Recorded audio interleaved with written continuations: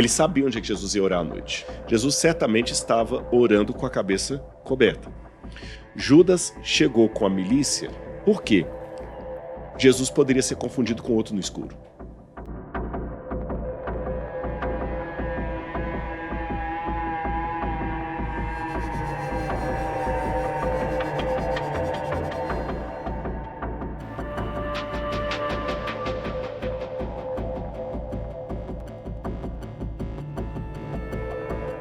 Será que a intenção dele foi ruim? Porque a gente estava falando agora sobre a possibilidade de Judas, na cabeça dele, Estimular Jesus a agir. Sabe como você pega um filho e você deixa ele se ferrar um pouquinho, que é para ele aprender, para ele ganhar casca, para ele amadurecer, para ele de alguma forma agir, para ele pegar uma raiva e responder. Pô, porque foi tão barato, cara, que não é possível. Pô, como parâmetro lá, o perfume lá da casa de lado foi 300 moedas. Jesus por 30? Cara, não é possível. E era a pessoa mais procurada. Nos dias de hoje é como se fosse a pessoa procurada pelo FBI, pela CIA, por todo mundo. Ele já estava desdenhando tanto de Jesus que ele achava que Jesus já não valia aquilo tudo. Pô, mas será que ele não estava cego? Não tinha de alguma forma o diabo agindo aí por trás ser, mas o diabo age. Lembra os exemplos que eu dei, os nazistas, Saddam Hussein. O cara, quando ele fica tomado demais pelo mundo das trevas, ele fica louco. Uhum. O Hitler era um louco.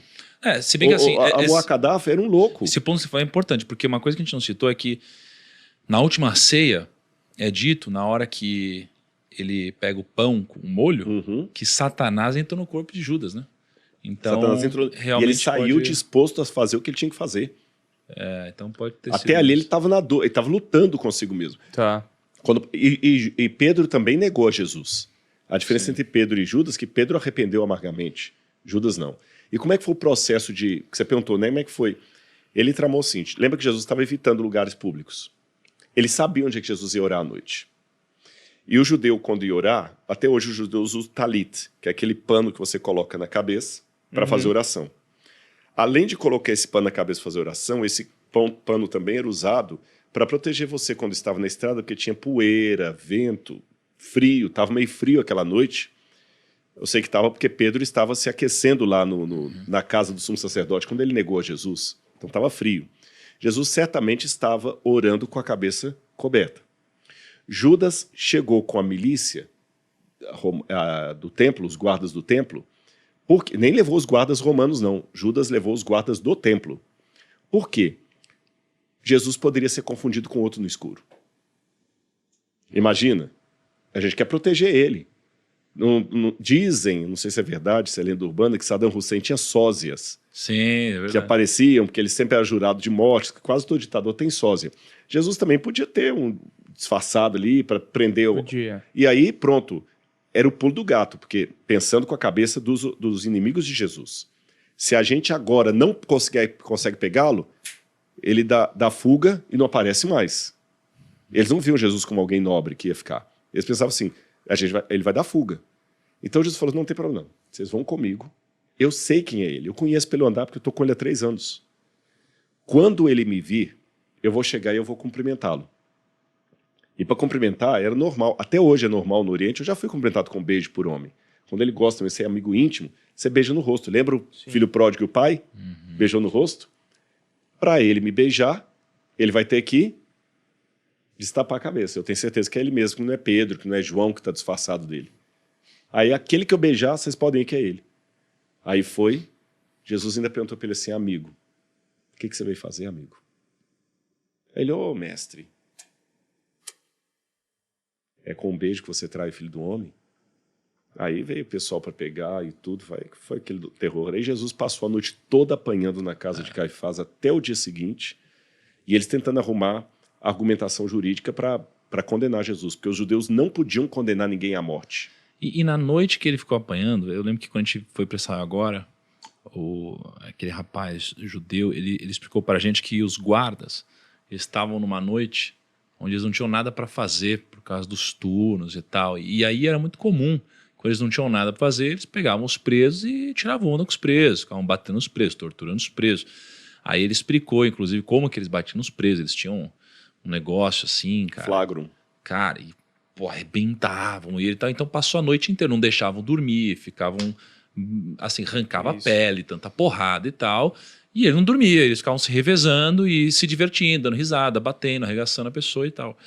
E passou a noite inteira sofrendo, assim, né? E aí o Pilatos, né, que era o Pilatos era o procurador romano. procurador. E Herodes era o rei, mas nenhum dos dois morava em Jerusalém. Eles estavam lá também por causa da festa religiosa. E aí parece que Pilatos foi e não soube por que condenar. Não vejo motivo. E daqui que vem a expressão de lavar as mãos. É porque assim, como o povo judeu estava sob jurisdição romana, os únicos que podiam dar sentença de morte eram os romanos. Entendi. Os judeus não tinham esse direito legal de sentenciar ninguém à morte. No Antigo Testamento, sim, quando eles eram livres. Apedrejamento. Naquela época, não. Sabe qual que era o jeitinho judeu para matar alguém apedrejado? Já que não podia sentenciar à morte, eles empurravam a pessoa no precipício abaixo, que aí a pessoa batia na pedra e foi apedrejado, né? Não importa se é você que bate na pedra, é a pedra que bate em você. Assim Entendi. que mataram, provavelmente, Estevão. Mas legalmente eles não podiam sentenciar ninguém à morte. Eles tinham que arrumar um argumento para convencer Pilatos para sancionar a lei. Aí eles foram a Pilatos e falaram assim, olha, esse homem, ele está se proclamando Deus e tudo. Ah, isso é problema de vocês, não tem nada a ver com isso. Aí Pilatos ficou com um abacaxi na mão. Porque eles falaram assim, mas ele também falou que ele é rei. E se chegar para César a notícia que você deixou um rei judeu livre, isso vai custar a sua cabeça. Aí o Pilatos, mas eu não posso julgar esse homem. Tem alguma coisa nele que eu não posso. A esposa do Pilatos falou, não faça isso. Aí Pilatos falou, olha, Herodes está aqui? Aí ele é da Galileia? Herodes é o rei da Galileia? Manda Herodes resolver isso. Eu não quero saber. Aí Herodes também não fez nada, devolveu para Pilatos. Aí Pilatos, numa última tentativa de salvar Jesus, trouxe Barrabás. Aí tem uma coisa interessante, Barrabás não era ladrão. As pessoas às vezes confundem o ladrão como um assalto a banco. Não era um cara que tinha feito uma coisa pior que isso? Pior, era lestai. Não, lestai. Mais ou menos. A palavra lestai em grego, que aparece, que eles traduzem como salteador, lestai significa em grego alguém que, por agenda política, pratica atos criminosos, inclusive de roubo, com recurso à violência, se preciso for.